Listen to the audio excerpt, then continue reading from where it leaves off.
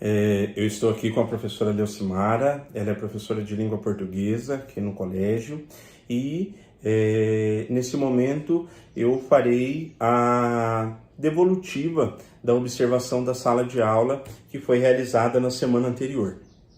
Durante a aula observada, professora, eu constatei vários pontos positivos na sua aula.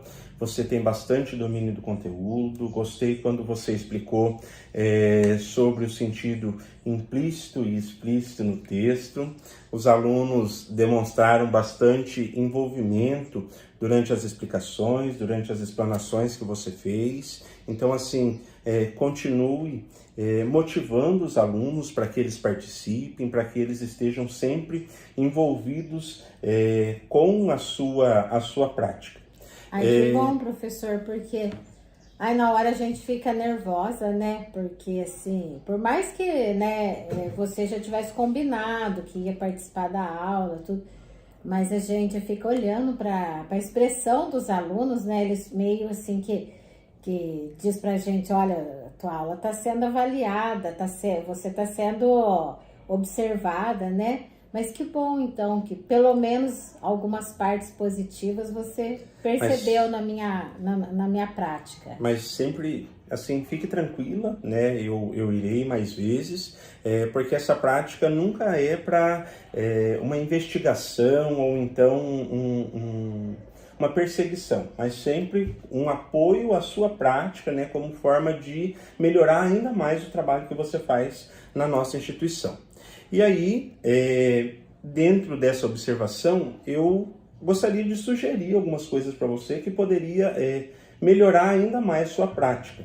Um dos pontos, né, eu falei dos pontos positivos, mas alguns dos pontos de atenção que eu observei diz respeito assim, ao tempo que ficou ocioso durante sua aula.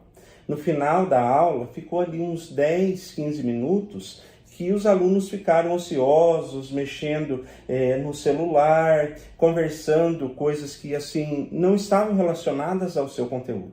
Então eu tenho uma sugestão para você, uma prática que se chama planejar em dobro. Então assim, quando você for planejar a sua aula, pense que aquela aula vai ter praticamente assim, planeje para 2 aulas, né? Não somente para aquela uma. Porque talvez não dá certo de você executar aquele conteúdo daquela forma que você planejou, então você tem uma carta na manga para continuar, né, para fazer com que os alunos estejam o tempo todo ativos, participativos na sua aula e realmente aprendendo, que é esse o nosso objetivo principal, fazer com que os alunos aprendam. Então é uma prática bastante interessante, né, como o próprio nome diz, planejar em dobro, né, quer dizer planejar 2 vezes, né, o seu tempo, né, planejar sempre mais, nunca pensar assim somente nos 50 minutos de aula, porque sempre pode acontecer algum imprevisto, né, no meio do caminho, e aí você precisa de algo a mais para conseguir fazer com que esses alunos estejam realmente participando da sua aula.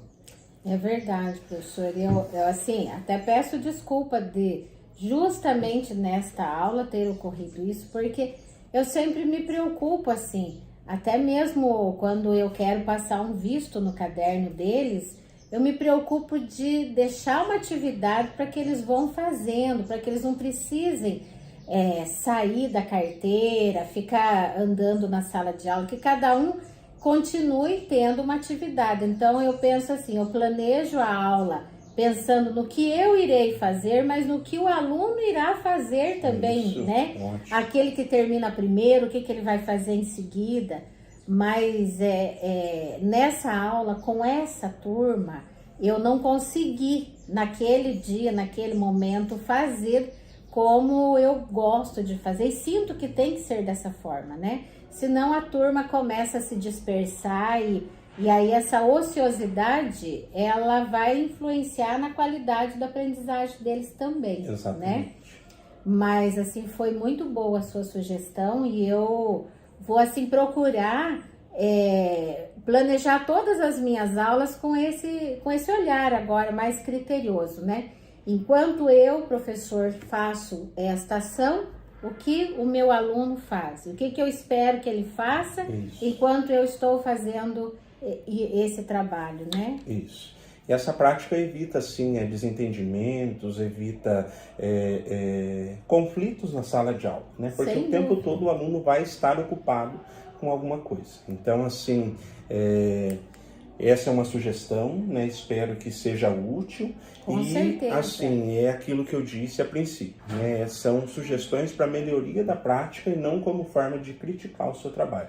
E precisando de qualquer coisa, de qualquer apoio, eu me coloco sempre à disposição.